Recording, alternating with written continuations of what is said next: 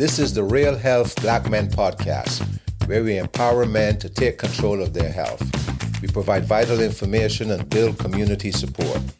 Join us as we discuss everything from major health challenges to mental wellness to physical fitness. So if you're ready to level up your health and your life, you're in the right place. Let's get started.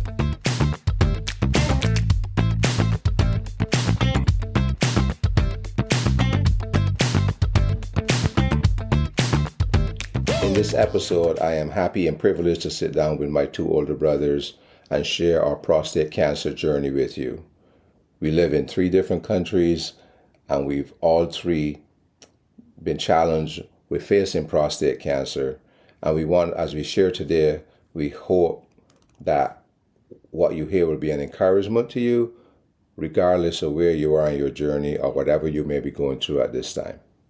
This is the part of our podcast where we talk to men who are experiences or have experiences with health crises. And this time we're talking about prostate cancer. And these also happen to be my 2 older brothers, George and Arthur or Albert. So today I'm going to talk to them about their experiences with prostate cancer and where they are right now. We're going to begin with you, Arthur or Albert. Tell us a little bit about yourself, and then give us your experience with prostate cancer or another health issues that you want to talk about. Good evening. I serve as a minister in the Church of the Nazarene for about maybe 40 years.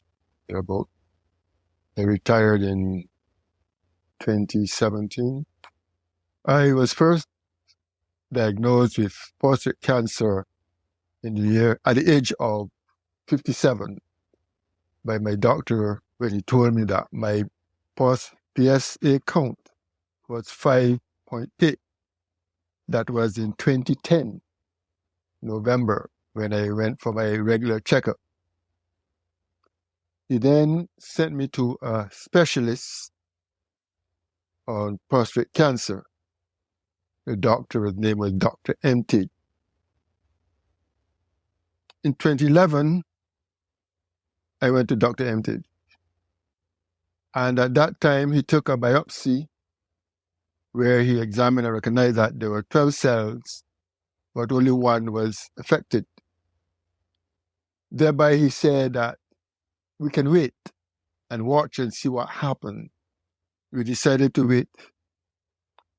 Dr. MT then called me in 2012 and informed me that there's a program which will come online in 2012 in March, if I would be interested. But the cost would have been there about $54,000, which I did not have at the time. And he proceeded, and I went back home and I forgot about it. But then he called me back for my examination and told me that he's going to do the operation. I said, I have no money, doctor. He said, don't you worry. I will take care of it. So he said that my insurance will cover a percentage and he will cover the rest. And so we proceeded with the arrangement to have the prostate done. I had that done in 2012, March 2012, thereabout. And it was a procedure that was done at a private hospital. It didn't take that long. It's a procedure called brachytherapy, where some 25 radiation tablets was inserted into my rectum and would burn the ink. Counseling me, he did tell me that if I did go ahead with this procedure, that at a later date, if the cancer should return, there would be no cure or procedure to be able to stop it. So I told him that's okay, doc, I have no problem with that. So yes, I had my prostate done, the operation done in 2012. From then on, all I had some light challenges, such as going to the bathroom to urinate. Procedure was pretty difficult. anytime I go to any place that is too cold, I find I have to run to the bathroom very regular. Apart from that, I have not had any other effect from the operation. I've been living a good life, healthy. And my last examination by my doctor last year, my prostate count was 0.1. And so I believe that I am still on, and that would be about 12 years, I think, thereabout, since I had that procedure done. So, and I think I am doing quite well at the moment. Thank you. So, Arthur, how old are you now? I'm 74. 74, and you were diagnosed at 57? 57. 57. Okay, and another question just for our viewers and listeners is, what country are you in?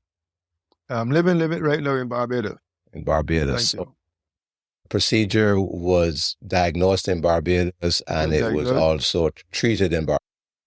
Yes, treated in Barbados, yes. Okay. We'll come back.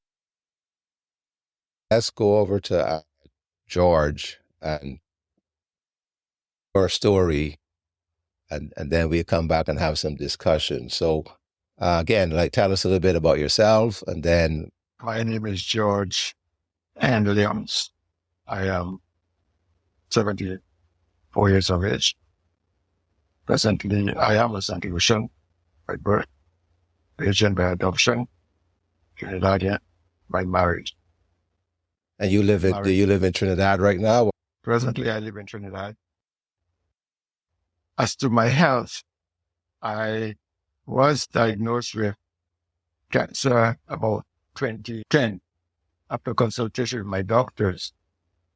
Not 2010, I started consultation with the doctor in 2010. But during that time, I may have missed out a year or two without any testing. And in 2014, when I did return to him, he explained to me there seemed to be a small enlargement. And he gave me some medication to take. And also that of drinking a lot of water. When I did return to him, about a month later, 2 months later, he said definitely there is an enlargement, and he did a biopsy. And it shows that my BSC was 8.37, and that it was cancerous and it was aggressive. And thereby, he suggested what I would want to do. I said, definitely we would want to do surgery. He did go into detail, explaining to me the difference between the two methods that there would be in order to do. I had to go through it.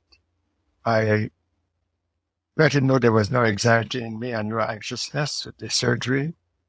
And then I proceeded to seek a means by which to address that problem of removing or having the cancer.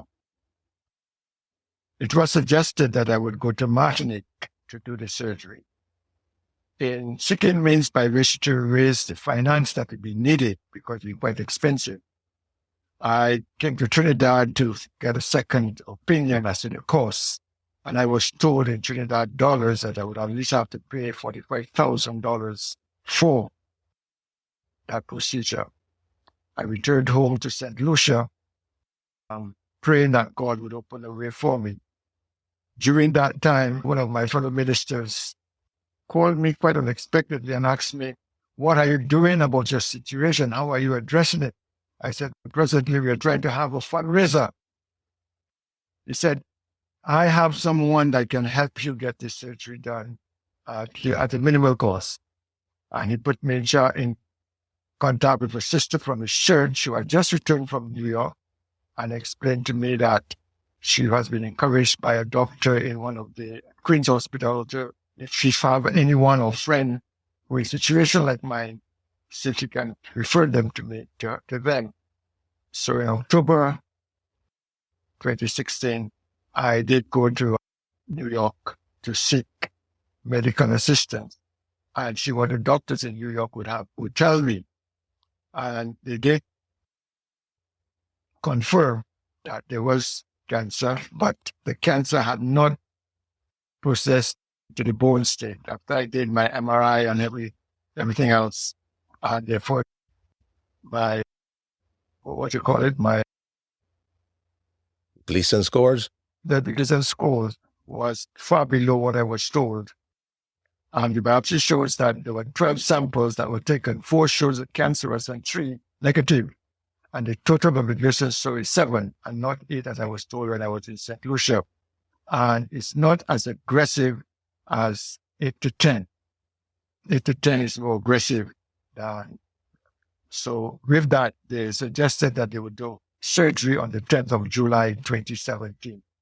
Again, they went through the process of explaining to me that the 2 procedures that were available at that time, and it still is, by which you can address this problem, is either surgery or the seed radiation.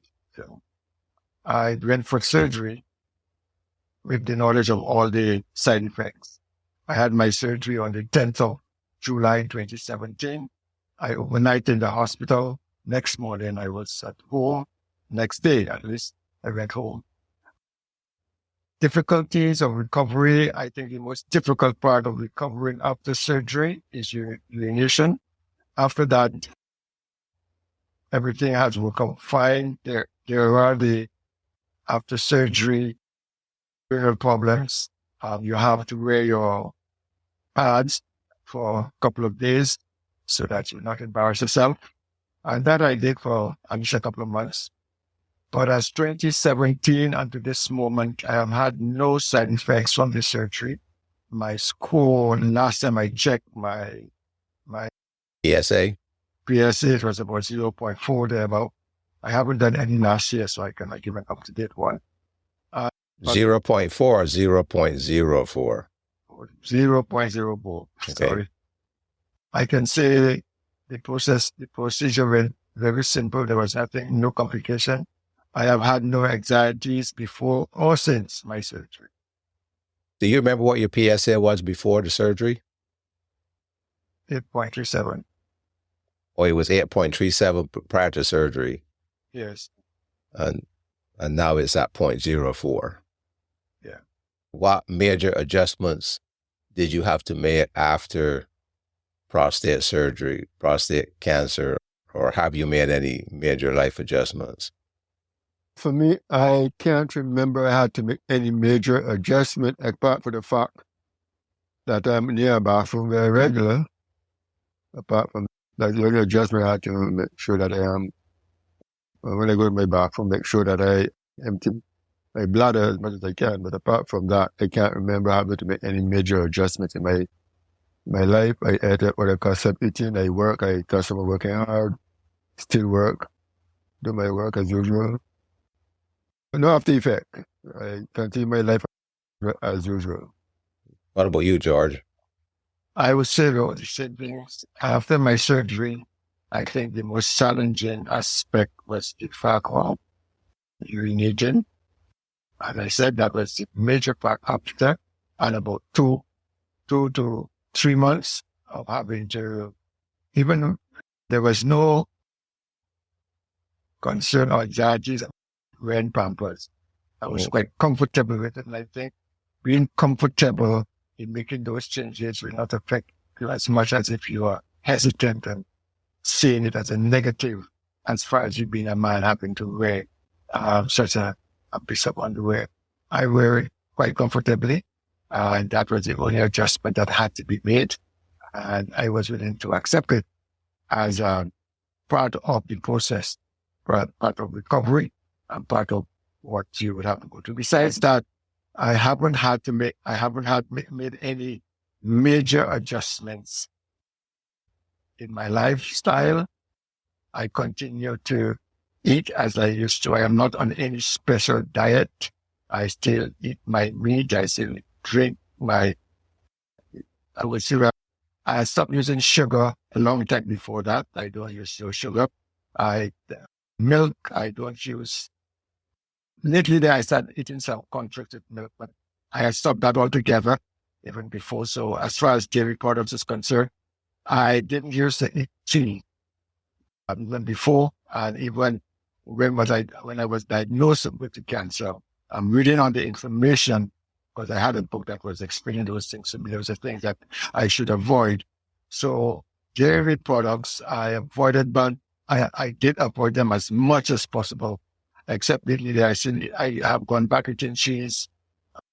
Well, this is the main thing you can eat if you have egg, eat cheese and bread. Okay. So let me ask you guys, I mean, what do you do for exercise? I don't have to say for exercise. I'd work from 6 o'clock. I do landscaping, and therefore I'm from 6 in the morning to 10 or 10:30. I am in a yard cutting grass, raking grass, and bending down. That's the exercise. Go back home after that, by 1 o'clock, 12 o'clock. I take a 2 hours rest or hours rest. And that goes at least 4 days a week. 4 days a week. What about you, Arthur? Don't work on Wednesday. Before I started doing landscaping, I used to do a lot of walking. I live in a place there's a Halaby. So every morning I go and walk in the morning, 6 o'clock, for about 1 hour, the hills. And then when I moved to Bel Air, I used to go down to Bound Beach. I used to walk from the end of Holiday Inn right down to the end of the helicopter, if you know where it is, helicopter base. Probably about 2 miles. I used to walk that 3 times, the length of that 3 times. Not every day, but I used to go Saturday morning and maybe some afternoons. I used to do that regular. And then I started working, doing landscaping, 6 o'clock in the morning until 12 o'clock. Then I go home, rest for about an hour or so, sleep. Still does that. I'm still doing that. So that's your exercise? The landscaping is now your exercise. That's my exercise right now. Hoping to go back to work on the beach by next year or so, if God give me life. Yeah, the original exercise, right? Hard work. Outside. So let me ask you, gentlemen, too, about 2 questions. And how did this affect your families? How did you tell your family about what was going on and what was their reactions, and how did you make that journey together with your families? My family, we were able to, because when I was diagnosed, when we were going to the doctor, they call in myself and my wife together. We sat down and we talked about it. She was told by the doctor what was going to happen, what was involved, and was quite comfortable. My children was quite comfortable, understood what I was going through. And so after, there was no anxiety among my children or my wife at the time. We were able to handle it very well at the time. It did not affect our activities or what we had to do. So we were quite go to church, go to what we had to do as regular, as normal, as we are accustomed of doing it. So there was no hindrance or any cutback in anything. We kept our lives as usual. No hindrance. George, what about you? Let me say that from a Christian perspective, I really face life, really see our relationship with God. People used to handle things differently. And when I told my wife about, in fact, she wasn't even in St. Lucia at the time, she actually died, that I had been diagnosed with cancer. I didn't see her first expression, but there was no sense of anxiety with her. When I told the children, and by the way, again, all the children were out of the house at the time. I was alone at home in St. Lucia,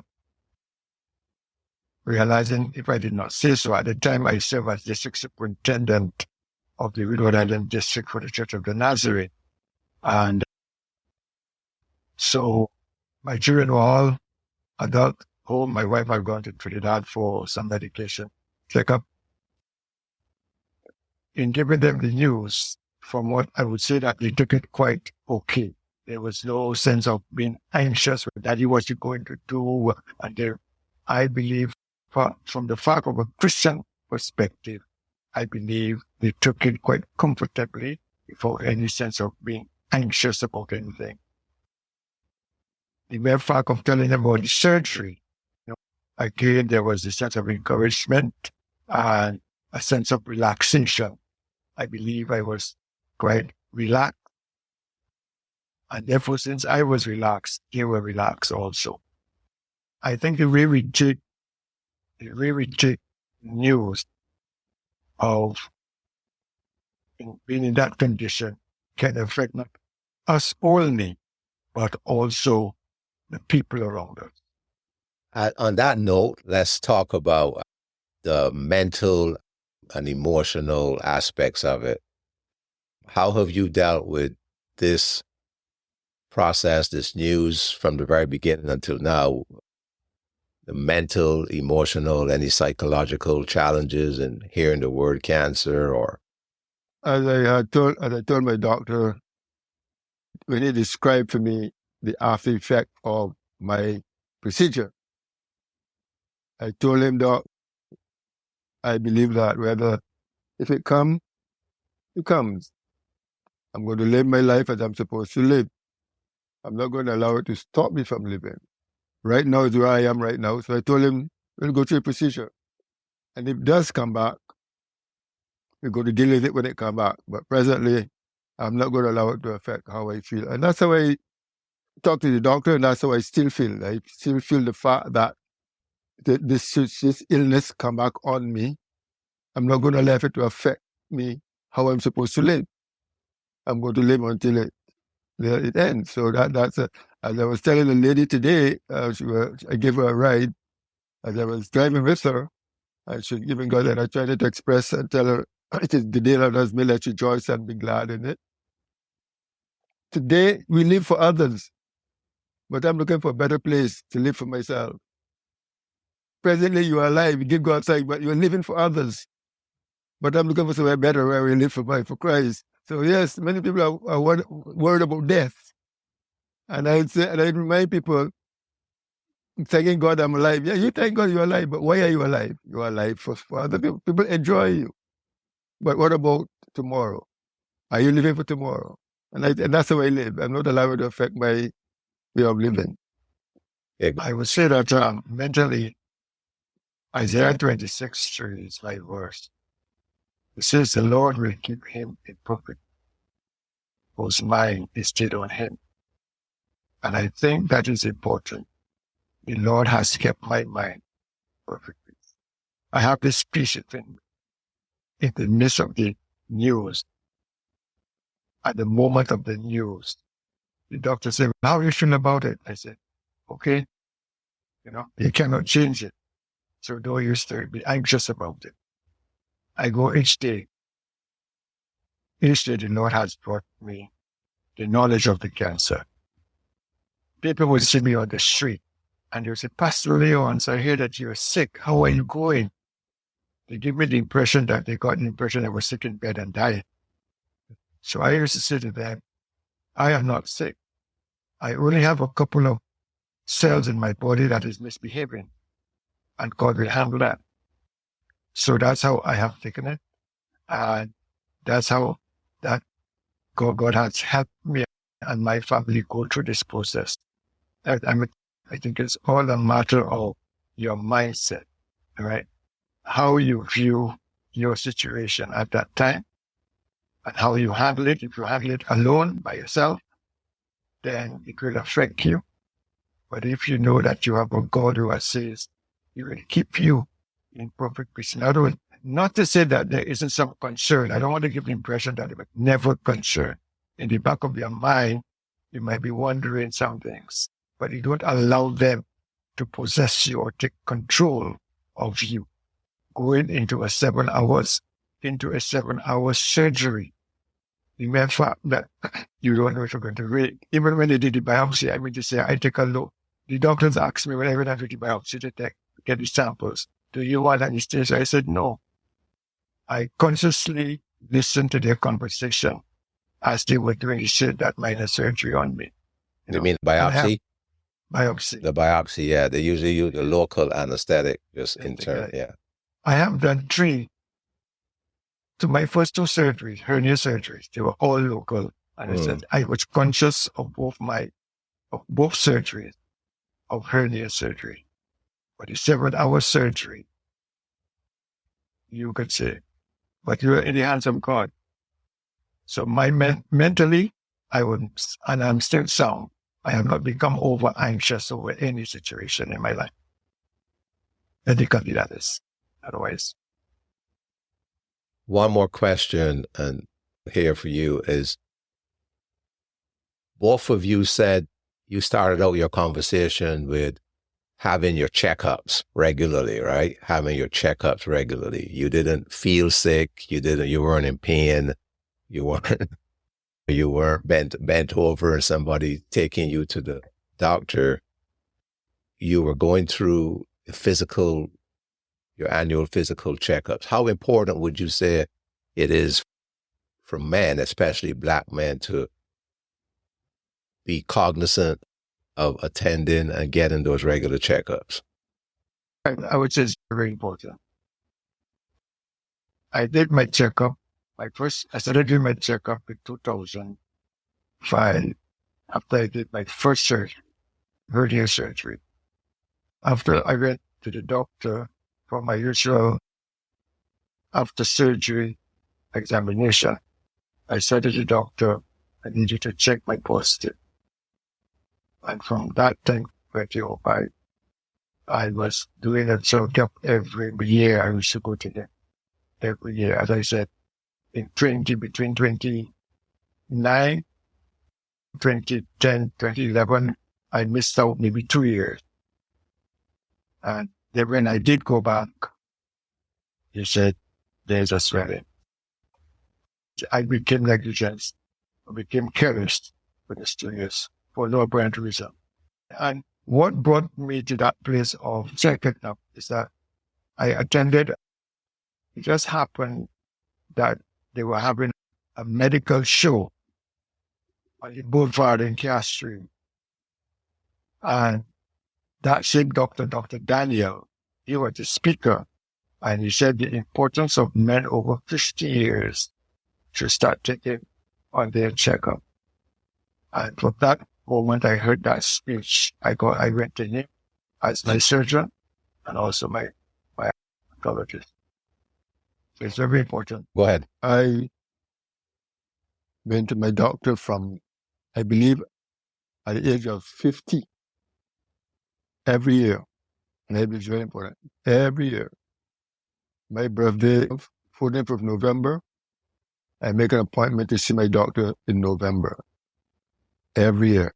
So from 50, I think it's very important that we have our physical checkup to know how we're doing. As I said, people, the doctor cannot make me well. I just want to know what is happening in my body. In fact, I believe at 40, you should start checking your health and see where you are. Especially today here, a lot of young men died suddenly for all kind of illness. I think even now, it is more important, even start at 40, that young men begin to check their health and see where they are, because it's very important. Some people are afraid, but there's nothing. What are you afraid of? You're going to die anyway. Find out why you're dying. How are you going to die? We're going to kill you. Find out so you can live your life full of purpose. Okay, that's very good advice. And thank you for helping reinforce that and the consistency of getting our checkups, knowing the procedures, talking to your doctor. Like you said, is not to cure anything, is to have knowledge. And one of the focuses of this podcast is to help increase the knowledge base of men, Black men specifically, to take charge of their health, to get to know what's going on in them, talk to their doctors, get their checkups. And many times you go to the doctor for your checkup and everything is fine. It's not like every year they're going to find something, but to be consistent and to know what's going on is quite important. So my cancer journey began when I was 59 years old. But prior to that, I had been attending the doctor regularly for checkups. And I have been doing checkups ever since I was for probably nearly 30 years getting my checkups. Part of it was not because I am that conscientious. Part of it was at that time I had jobs that required me to have a medical checkup every year. I was in the environmental field. I also possess a commercial driver's license. And between the two of those, either the commercial driver's license requirement or the hazmat requirements required that you have a physical. So because I was in a career that required that, then in order to keep my job, I had to get those. And the other thing about that's important is that you guys talked about how much it costs sometimes to go to the doctor, and even here in the United States. I had the privilege of having a job that paid for my annual physicals.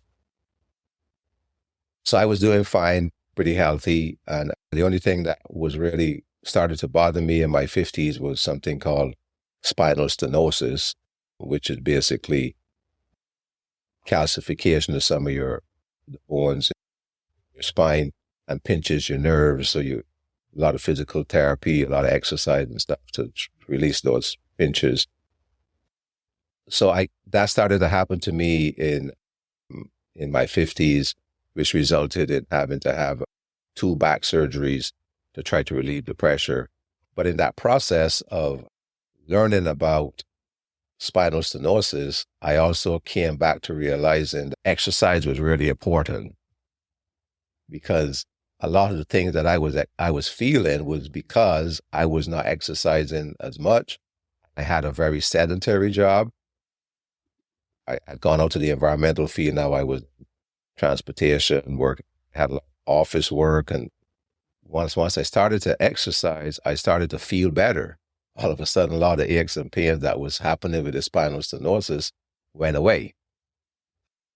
And the doctor said, yeah, that does happen when you exercise, because you're moving your bones, you're exercising, you're causing your spinal fluid in your spine to flow, and all of the things that are causing your nerves to get pinched, get dealt with when you're exercising. So I started to learn to exercise pretty regularly. But as I got older, because I knew of my 2 brothers' experience with cancer, with prostate cancer, I started to ask my doctor at the physicals, can he check my PSA? And at first, he really wasn't too enthused about it. And because he said, you're looking healthy, you're feeling healthy, you're not complaining. But what he wasn't aware of was that prostate cancer occurs pretty early in Black men of African descent, and it can be pretty aggressive. So he finally conceded, and we started checking my PSA.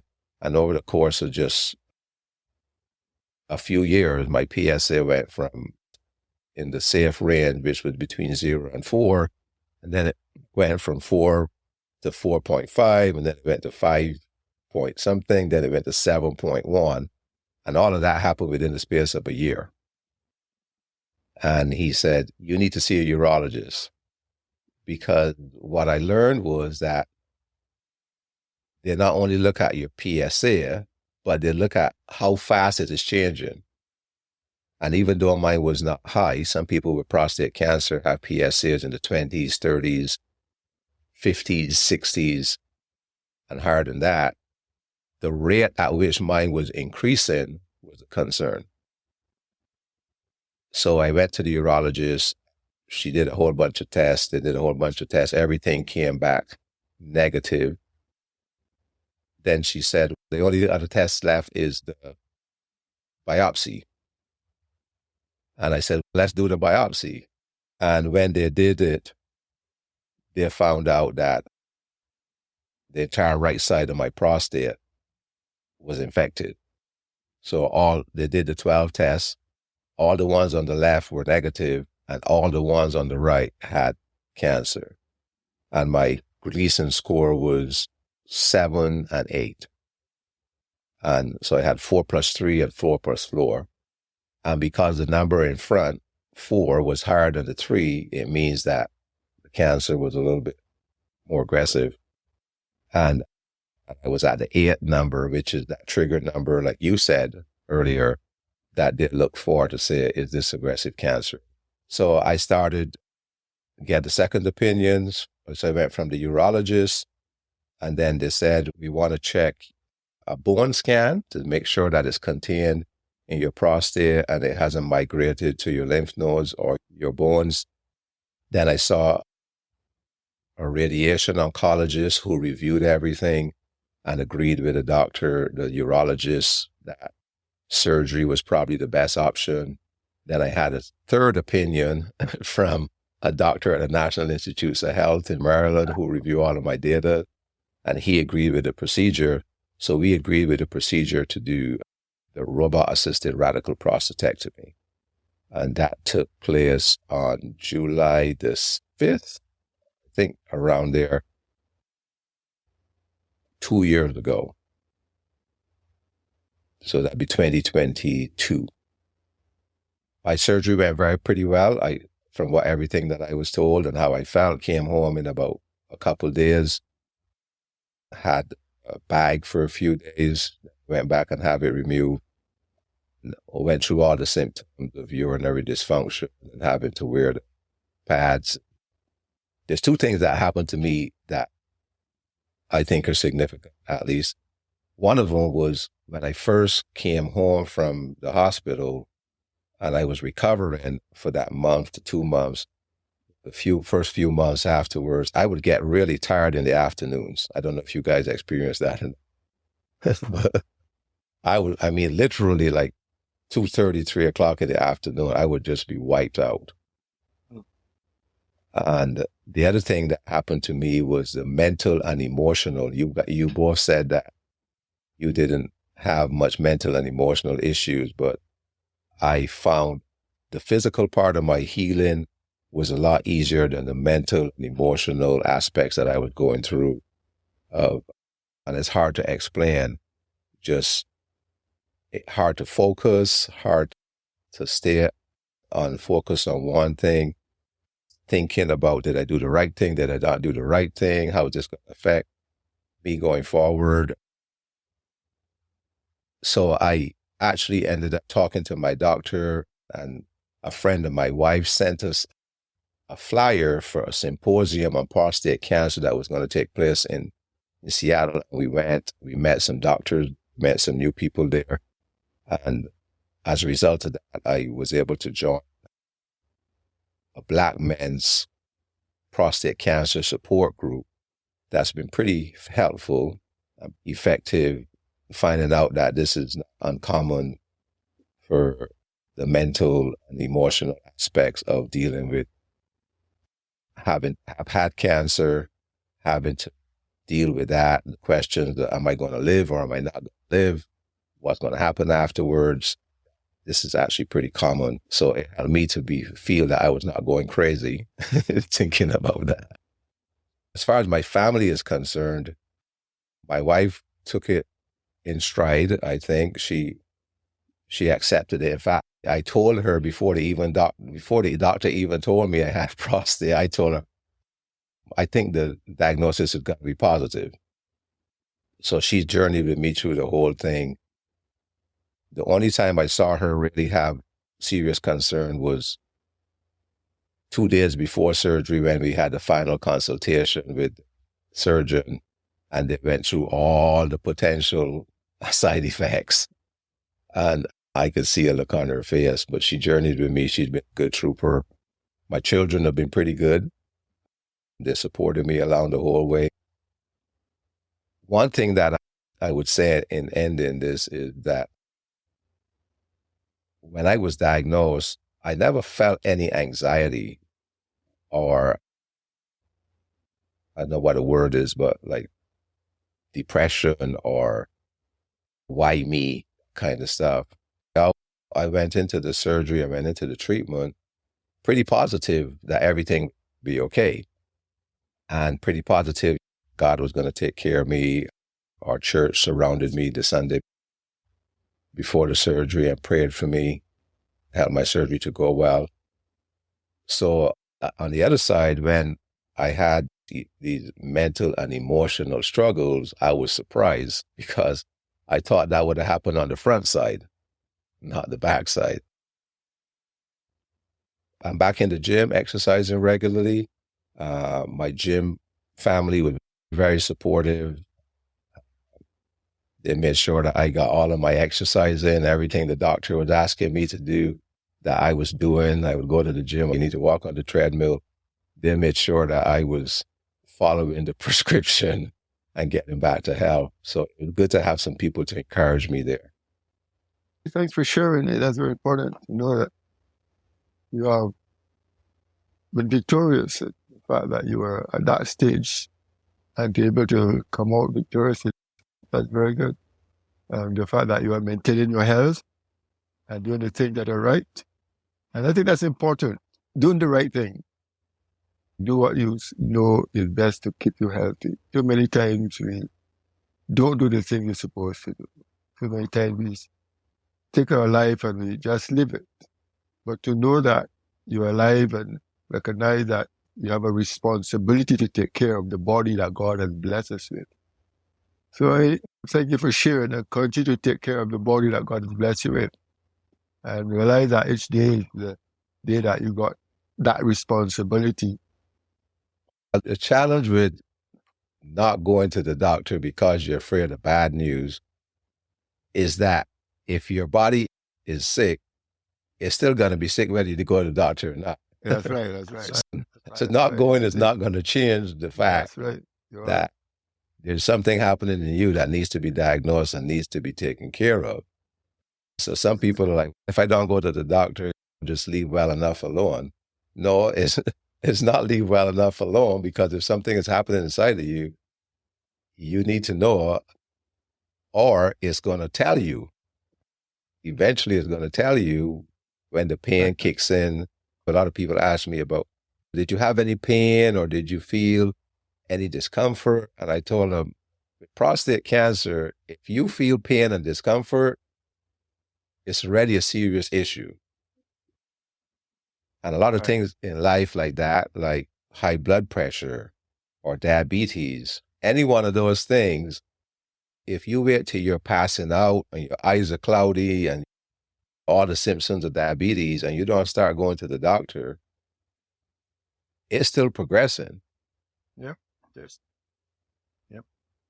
So you could as well go and hear the news and figure out how to deal with it, because you're going to have to deal with it anyhow. You talk about one of the anxieties that you had was whether you did it. Did I do the right thing or I didn't do the right thing? And I think if I could look at it from my perspective, look at the whole aspect of your sexuality, right? Settle that with your partner. And she's comfortable with that. You are comfortable with that. After surgery, there should be no question, did I do that right? Right? And I think the whole aspect of some people, and maybe not you, but maybe you, is that we begin to doubt ourselves after we already made the decision, which we cannot change. Because we have already made the decision. It means that we are in it. We don't have to commit to ourselves and say, we are going to go with it. And I think that will bring some comfort to individuals. Men who are contemplating, should I do the surgery? Should I not do the surgery? Should I do the other method? And you want the option, but you have decided to do an option. Albert could have said, I'm afraid that cancer will come back. But he has decided in his mind that if cancer comes back, I will live with it. If it doesn't come back, I will still live. So after this, whatever the procedure, you're just questioning yourself. But when you begin to question yourself, your healing takes longer to take place because your mind is not at peace, resting. The Bible says to think on this thing that are good. But if I begin to think on the negative aspect, then the healing of my prostate is going to take longer because I'm not allowing my mind to say, yes, George Leonce, you did the right thing. Yeah, your family are with you. They are standing beside you. Forget what anybody else would say. But you did the right thing. Go with it. And I think that is important that we realize that we settled our mind I have done the right thing. The other thing is that I appreciate the fact we talk about you have the group intervention. This is something that I see the men in Trinidad trying to talk about that now. But I'm not aware of any men's group for cancer recovery. You had to be solo. I was solo all the time. Went through it from day one. I was in New York. I had my sisters, my nieces, they were with me. My wife came up later on. Right? But to say that you can say, okay, let us have this group of people who can now consider the whole aspect of people encouraging you up, bringing you up, making you aware of what it is. And even afterwards, something that we lacked or something I didn't have. But again, I say, my is fixed on God, me and God. Yeah. That group is sponsored by Zero Prostate Cancer and is called the Black Men's Prostate Cancer Virtual Support Group and meets every other Monday evening at 8 o'clock Eastern Time Zone. To sign up, go to zerocancer.org and look for the Black Man's Prostate Cancer Initiative support groups, or email us at realhealthblackmen@gmail.com and we will send you the link to Zero Cancer. Write us at realhealthblackmen@gmail.com. realhealthblackmen@gmail.com. To support this podcast, go to buymeacoffee.com/realhealthblackmen. buymeacoffee.com/realhealthblackmen. And to become a corporate sponsor, send us an email.